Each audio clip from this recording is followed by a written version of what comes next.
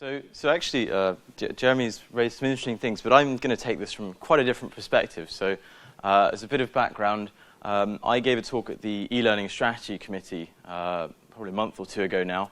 Out of interest, has anyone seen what was presented there? I'm just curious as to...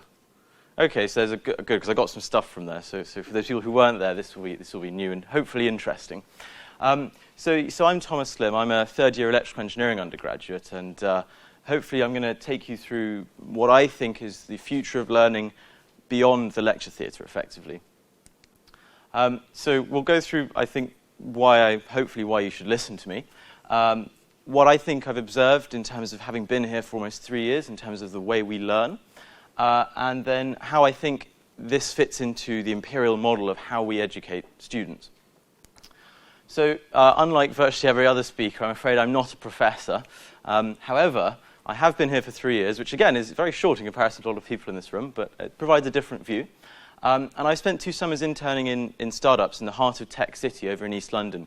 And that provides a really interesting viewpoint, because in a startup, as you would have heard yesterday from Mr. Google, actually, you have to be able to pivot quickly. You have to be able to respond to whatever's happening. The days are always new and they're changing. So you absolutely have to kind of to be able to respond to that. And so since I've been here at Imperial, I've been part of the entrepreneurial community. When I arrived in my first year in 2011, I'd say there wasn't really a sense of community. It was more people dotted around who happened to know what was going on, rather than there being a hub, a kind of organization of it. And that's really what has changed over the past couple of years, and what I hope we can build on, really. I actually was funded by JISC over the summer to build a survey platform for GTAs. So we have Sol for lecturers, but actually we don't know how to collect data on GTAs. So that's exactly what we went about doing. And it's innovations like that which I think are really interesting, because it's where undergraduates can really help improve their own student experience.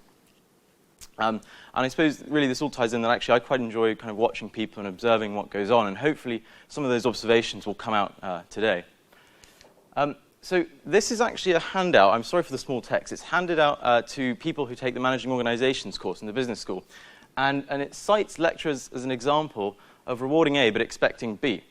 And I put this here because a lot of people wanted me to, a lot of my friends and students, because there is still this question about whether academics are really devoted to teaching or research. And effectively what this suggests is that lecturers are ultimately rewarded for research. That's where they get grant money from, and that's what they'll get promoted on. And so to expect them to teach well basically without giving more than a certificate out is questionable. So I want to leave that open there just as a thought as to how we can kind of sit with the reality that that's how it works, or how we can change that. Out of interest, who has a smartphone or a tablet or a laptop? Everyone. I think if there's a few devices, these really typify the change in education. So I see a lot on tables. Who, throughout the course, since yesterday morning, has looked or fiddled with their smartphone or laptop or iPhone when someone's been speaking? Be honest. Who's done it since I've been talking? Oh dear, I'm not doing well, am I? But I think that really typifies the problem, that lecturers and teachers have to fight for time with these devices which are omnipresent, vibrate, play Candy Crush. Unfortunately, I can't shift around like Candy Crush does, so I can't quite be as engaging. But I think this raises an interesting point that actually, we have to kind of modify the way we teach accordingly. And as I've said before, I think a kind of 1 hour, one-way conversation is perhaps, with lots of boring slides, is perhaps not the way to go about it. So this is the library. This was, up until the time of the internet, the information hub. It's where you went to find materials, to find research, to learn things, and books were the medium. However, I think the kind of the library has changed. We now rely on Google more than anything else to be our indexer, to be our librarian, and to guide us in the right direction. And as I said before, Imperial currently scores pretty low in terms of actually having content which is searchable by Google. And so if you're an undergraduate, you basically will rely a lot on other content from other universities. And if you ask any undergraduate how they find things when they don't understand something, 9.5 times out of 10, it will be through this. So there are a couple of people who I think are really interesting. I don't know if anyone recognizes Sebastian Thrun. He used to be a professor at Stanford. He now works for Google on their AI car. And I just took this picture from because I thought it was quite amusing that basically when he was at Stanford, he started the concept of MOOC. It was his artificial intelligence course which really got it going. Now, I think MOOCs are slightly out of conversation for today, but what is interesting is that when he first did his MOOC, more of his students preferred to actually watch his MOOC and take it online than actually turn up to his lectures. So there's something different and engaging. I don't know what a MOOC is. So a MOOC is a massive online course. So, you know, Coursera, Udacity, all of these kind of online platforms where you can take modules. So students would rather take the online course than actually turn up to his lectures. I'm sure there's some research into why that is, but I suspect it's to do with the fact that it's on demand, you can pause when you want, and you can learn how you want to learn rather than sitting in a lecture theatre. The man on the right is Sal Khan, Khan Academy. Anyone been on Khan Academy? There we go. In fact, I think every undergraduate in the room put their hand up, perhaps minus James. Again, if when you're stuck on something, to watch a video where he's deriving something or taking something through like that is just so engaging. And we have to question how we want to interact with this as a university. Do we want to build our own resource? Do we want to rely on that and then supplement it with something else? And hopefully I can take you through how I think we can supplement resources like this. But effectively, I think education is now a commodity. It's on the internet. It's there for anyone. You don't have to kind of come here to learn. You can learn online. I think you could complete an entire degree at MIT or at Stanford or anywhere really with these. So we have to ask why we come here. And I was at the launch event for has anyone heard of Techstars? Okay, one person. So they're a startup accelerator, and they're a big one. They're across the US and the UK. And they've just launched one with Kaplan, the big education company. And they were focusing all on education. And their managing director, who was here in London earlier this week, said that if you think about the outside of university, you might go there for the lectures, but the reality is you come here for the conversations and the interactions. And that's absolutely what a university can provide, which an online kind of equivalent cannot. And we have to build on that, I think. So then, we lead to some interesting questions of, should we still run lectures anymore, perhaps? Should we run ourselves more like an accelerator? So this is Y Combinator, the most successful startup accelerator in the US. And it actually started as a project to engage undergraduate students during their summer holidays. The founder said, why should they go and work in a bar? If I pay them money, they can do interesting project work which might lead to something. And so, he said, if they fail after the summer, you know what? They haven't lost anything because they probably would have just been doing casual work. I might gain something, they might gain something. It's a win-win. And Y Combinator is now the most successful kind of startup accelerator. But the point about the program, and in fact any startup accelerator, is that they don't claim to be like lectures. They claim to be about helping you accelerate your learning. So in the case of building a product and building a startup, they provide mentorship, they provide input where it's necessary to help you go forwards faster. And there's something to be said about that actually perhaps we should be supporting our students go further and faster, and they can find the content themselves. So what can we do as Imperial? I do apologize for the small bullet points. So Imperial has a very rigorous background. That is undoubtedly the case, I think, across any course. So we can be taught maths and we can be taught theory. But I think the real challenge is how do we apply this to the real world? Our course, electrical engineering, is very theory heavy. And I'll give you one example. We've done 40 hours of control theory, but actually when it came down to it during a recent piece of coursework, we hadn't really got any experience of actually how we do control theory. So I've done 5 hours of exams of maths, and I could tell you all about poles and zeros and things, but I couldn't tell. None of us knew how to actually control a system. And I think that's really where we can supplement learning now. We have world-class researchers and academics. I think that's undoubtedly the case, and Imperial really tops the rankings for that. So how can we get the best out of them to engage with our undergraduate students?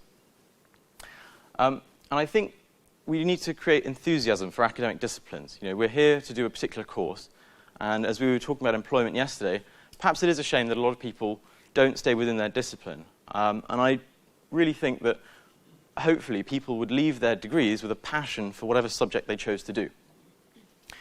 And also it builds on soft skills. So as employers talked about yesterday, virtually everyone now is looking for those key soft skills which are sometimes tricky to get a hold of. I also think that student-led projects, as you'll come on to, provide students with a sense of ownership. But in general, I think giving students a sense of ownership is really key to getting them to engage and to really put their foot forward to say, you know, this is my thing, I'm going to take care of it, I'm going to look after it, and then with the right mentoring and support, it can really go somewhere. And also, I think there's an opportunity to work with our industry partners. Imperial has incredibly strong industry links for research, and in some departments it's effective for teaching, but I think it could be kind of better across the board. So I'll give you my experience. So EEE is very forward-thinking in this respect. It runs a group project, which has to be about social enterprise. So you have to take something which is going to kind of benefit the world as your project. So we did Go Trade. We were looking at how you can improve market sales in Africa. So in rural Africa, where there are no markets, people would send SMSs looking for products, and it would link people up. And it was a great project technically. We learned a lot of interesting stuff across a range of disciplines, actually. Arguably, it wasn't very electrical engineering focused, but there was a lot of language processing things, so it was a very good course for us. But more interestingly, we entered it into the McKinsey Venture Academy, the Social Enterprise Challenge, and we surprisingly got to the final. I say surprisingly because the teams who were competing there were, we were the only second years. There were PhD teams, MBA teams who'd worked for management consultants, and I just rocked up and I was like, yeah, we're second years. So kind of a very different environment. And I believe that the reason we got there is because they were very impressed with what we'd done technically. Because I don't think realistically we stood on level playing fields in terms of our business acumen. So this is the strength of Imperial. It's that real technical core applied to any problem. And I think this is what students can get out of kind of new projects like this.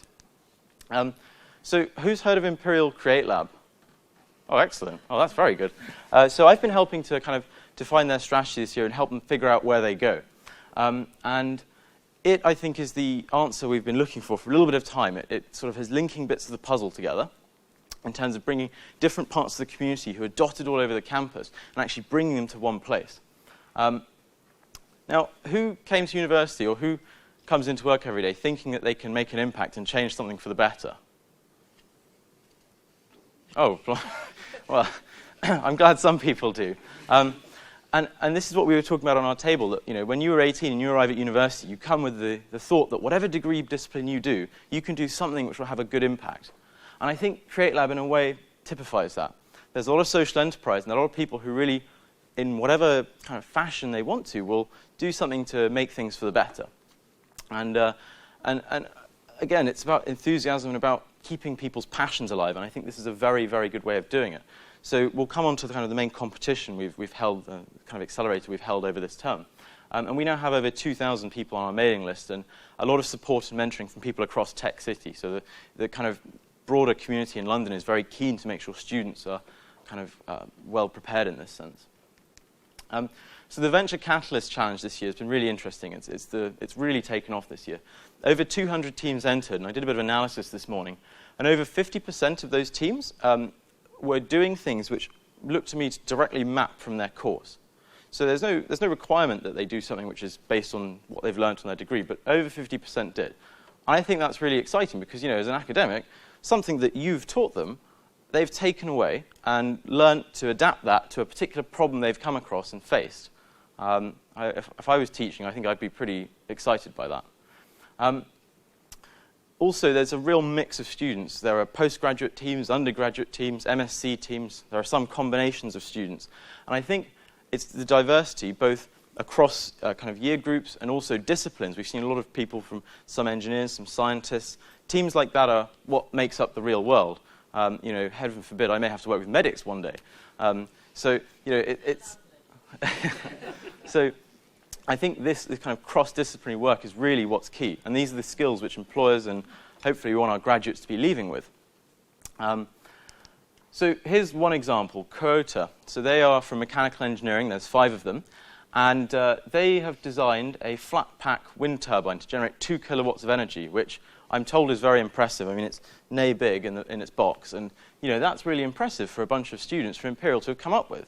I mean, this is what undergraduates and students can come up with.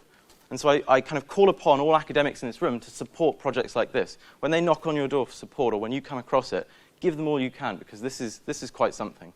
The other example I'll call across, so these two teams we're looking at got to the final of the Venture Catalyst Challenge. So there were 200 teams, 28 went through a 6-week intense accelerator program. So they went through kind of product market fit. They were basically given a business crash course in business, in lean startups, so to actually kind of try and understand whether their business was going to succeed or not and to pivot if it wasn't. Choose Blocks, the smartwatch phone, I don't know if anyone's come across this. This went absolutely viral. So they made a video, a 2-minute video, which actually used my voice, because apparently I have a nice voice. And this that video had over 50,000 views. It went on all of the major tech websites, and that was them pitching last night at St. James's Palace, at Pitch at the Palace. So they were standing alongside startups who've raised millions of pounds of funding, but here's a student team from Imperial College. Who's not proud of that? Good. So how can we capture this energy from undergraduates and students? Well, I think there's a few ways. Academic mentoring, course integration. So I think it's often the case that certain courses are harder than others. They have more time pressures in certain terms, and so certain kind of parts of the university are unable to participate, say, in the Venture Catalyst Challenge, which was this spring term, because perhaps they're more lightly loaded in the autumn term when they could participate. So I think perhaps in the long term, thinking about how we can kind of map that to integrate more courses and to allow them to participate. Space is a big issue, actually. We are really lacking it, like desperately lacking it, actually. And I'll come on to that in a second.